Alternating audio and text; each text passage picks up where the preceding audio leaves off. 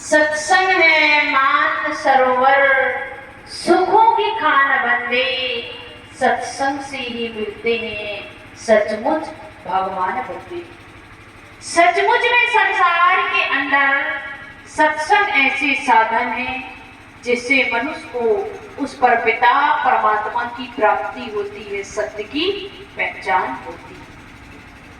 हम सभी संसार के अंदर आए, हम सब मां के गर्भ में थे, हम सब उस परपिता परमात्मा से वादा किया कि प्रभु संसार के अंदर जाएंगे तो आपके ध्यान भजन करेंगे, सेवा सुमरण करेंगे।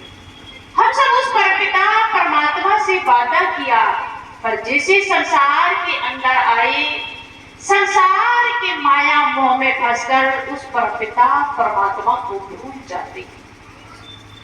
उसी परमपिता परमात्मा को जनाने के लिए सब महापुरुष हर युग के अंदर आते हैं और आकर हम जैसे मानव के हृदय मंदिर के अंदर उस परमात्मा की भक्ति, उस परमात्मा के स्वरूप को जनाते हैं। और संसार के अंदर वही मनुष्य प्राप्त कर सकता है जो समय के सद्गुरु संतों के सानिध्य को प्राप्त करता है। संसार के अंदर लाखों करोड़ों व्यक्ति संसार के अंदर हैं, पर किस लाखों करोड़ों मनुष्य के रहने के बावजूद भी संत महापुरुषों को पहचान नहीं पाते। वही मनुष्य प्राप्त कर सकता है, वही मनुष्य पहचान सकता है जो समय के सद्गुरु संतों के सानिध्य में आकर संतों की वाणी को सुनकर मनन विचार करके अपने हृदय रूपी पात्र में धारण करता है। महापुरुष भी कहते कि हम संसार के अंदर जब भक्त और शिष्य संसार के अंदर सेवक होते हैं, उनकी भक्ति, उनके प्रेम को देकर हम संसार के अंदर जन्म लेकर आते हैं। और वही मनुष्य हमें पहचान सकता है जो उस आत्मज्ञान को प्राप्त करके उस पर चलता है। एक मनुष्य संसार के अंदर आता है, संसार के सारे कार्यों को करता है, करने के बाद उस आत्मज्ञान को प्राप्त करता है और प्राप्त करके उस पर चलता है, वही महापुरुषों को पहचान सकता है।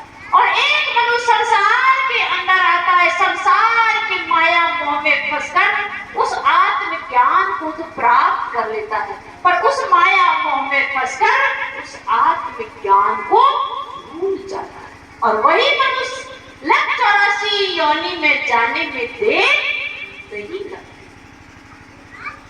तो हम सबको हर युग के अंदर महापुरुष संत आए हैं और आकर हम जैसे मानव की हृदय मंदिर के अंदर उस परमात्मा की भक्ति, उस परमात्मा के स्वरूप को जमाते हैं। हम सब रामायण के अंदर पढ़ते हैं, जब भगवान श्री रामचंद्र जी महाराज आए तो माता जैसे सबरी ने पहचाना, माता सबरी भी समय के सद्गुरु के सानिध्य में गए।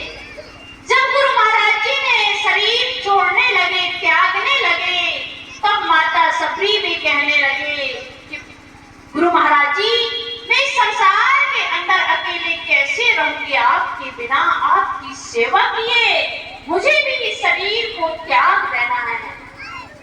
गुरु महाराज जी कहते कि नहीं सबरी, भगवान आएंगे और भगवान आएंगे और तुम्हें सेवा करने का अवसर प्राप्त होगा। तब माता सबरी ने गुरु महाराज जी की वाणी को अपने हृदय रूपी पात्र में धारण की और धारण करके विचार करने लगे कि प्रभु कब आएंगे और कब आए तो मुझे सेवा करने का अवसर मिले।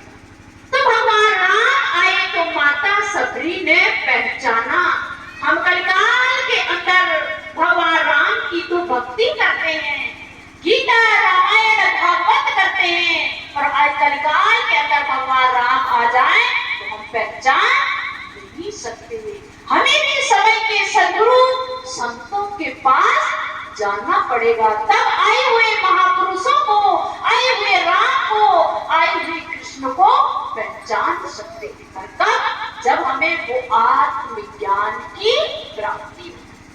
तो गुरु महाराज जी की ही वाणी है।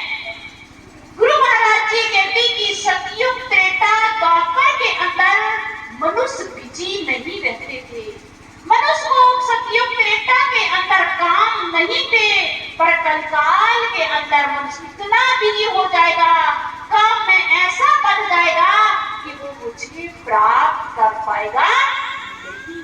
वो काम के बिजी होने के कारण वो कभी मुझे खोजने का कोशिश नहीं करेगा।